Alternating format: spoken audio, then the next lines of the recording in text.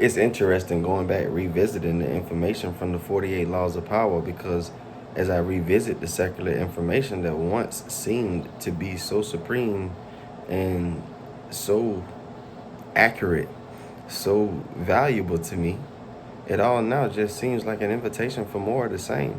It seems as if we have been investing money and time and energy in being led in the same circle that we've already been familiar with.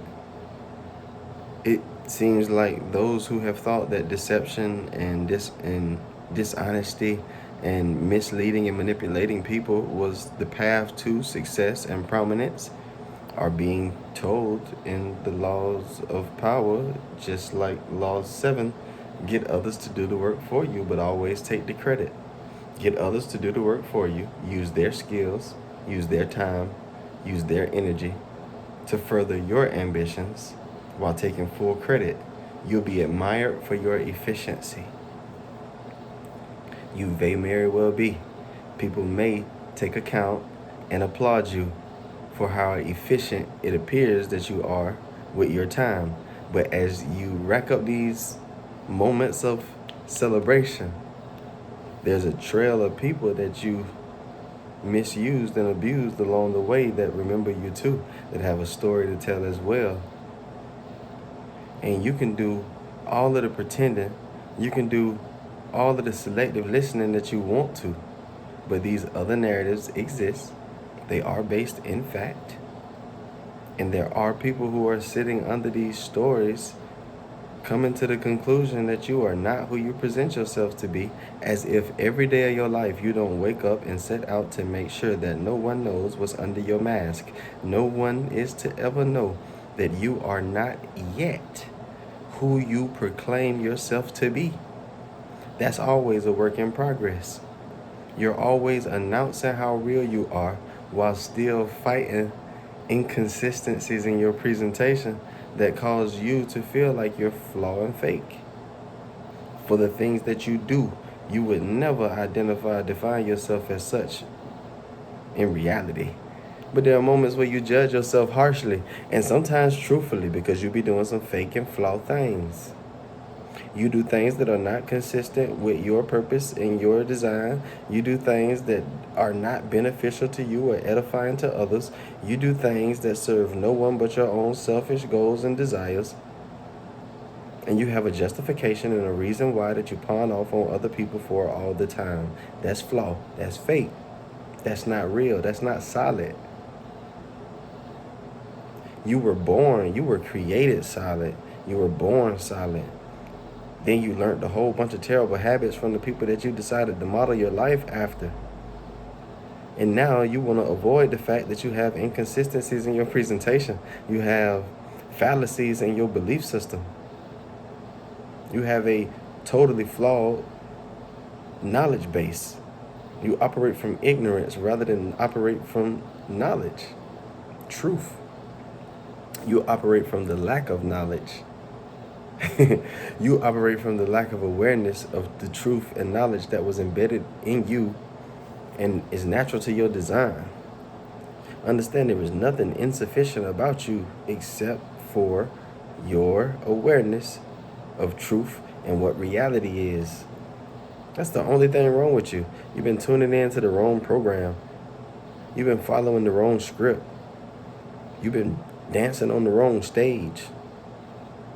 You've been paying for tickets to the wrong show. You've been fighting to get in the wrong door. You've been honking your horn to park in a parking lot leading nowhere. Road rage going nowhere. Rushing, racing, nowhere. But everybody is convinced that we're all on the path to get the little of abundance that there is in this existence. And if we don't get it soon, it's going to be got up. I wanted to say that, as stupid as we sound thinking it. Why is it that you even need people to give you credit for the things that you do? If you learn to do the things that you only desire to do as an extension of the being of love that you were created as, then you will need no compensation for the deeds that you carry out. You will need no acknowledgement. You will not be upset that that nice thing that you decided to do for that person because you just wanted to help wasn't acknowledged, recognized, broadcast, and didn't bring you glory and fame. If you're upset because the acknowledgement didn't come, then that's what you extended yourself for. If you're upset that the notoriety didn't come, then that's what you extended yourself for. Stop listening to yourself, because you be talking out of the side of your neck. You talk just how you live. You do the things and say the things that feel good to you, oftentimes without running them through the filter of truth and the lens of fact to see if they have benefit for you or the others around you. You do it because it feels right. You do it because you're convinced in that moment that it's going to lead you to the satisfaction that you've been chasing inside of this temporal vessel that your entire life. You've been crying for milk since you was a baby. You've been crying for your pacifier since you was a baby. You're 20, you're 30, you're 40, you're 50, you're 60, still crying for your pacifier. And now your pacifier is expensive. Now you want a $130,000 to $250,000 pacifier. You want a 3-bedroom, 2-bath, and it ain't nobody staying in it but you, and you know you ain't gonna extend it to have no strangers come and enjoy none of the amenities of the property. You just have developed an appetite based in greed. And that greed is not something that you did intentionally. You know, none of us ever sat down and said, from this day on, I'm gonna be greedy. That's not how that decision is made. That decision to be greedy develops with me partnering with the idea of lack and the idea that there are things that I don't have that I must perform to obtain. The greed stems from me striving from the state of lack to achieve an imaginary version of myself where I have accomplished something that once only lived as a vain imagination in my head. The greed comes from a fear of lack, a fear of separation, a fear of not having again, a fear of rejection, a fear of not being accepted. We really, really don't like to admit that many of the things that we do, many of the things that we buy, much of the things that we say, all stems from the fear that we have of not being accepted and received in the social groups that we find ourselves navigating through day by day. You say it so much, and you've said it since you were a child. I don't care what nobody think about me. I don't care what they say. They can talk about me. They can do whatever they want to do. They can say whatever they want to say. But every time since you were a child that somebody has said what they wanted to say and it didn't align with what you thought should have been said about you, here you go, running and checking. Every time somebody put their hands on you in a way that you did not find suitable or did not find satisfactory, here you go. You got to teach them and show them. Because ain't nobody finna do you like that. Ain't nobody finna embarrass you. The only way you can be embarrassed by something that happens to your body in the presence of other bodies is if you care what those bodies see and perceive and think and feel about your body. But we all walk around inside of this community of truth seekers and truth speakers saying things that we know we're supposed to say because we know that there is an aspect of truth in it, even if we have not lived it and experienced it for ourselves. I'm not my body. To be honest, you only partner with not being your body when you're sick or don't feel well or you're depressed or something has happened to your body or towards your body that you perceive as negative and you don't want to be your body. But there are other times when you're fully convinced that you are your body because your body is under attack by somebody, your body is being insulted by somebody, And here you are defending your body as if your body is you. And if I ask you, are you your body or not, you would tell me you aren't. But if I watched you in action, I would see that you do think you are your body.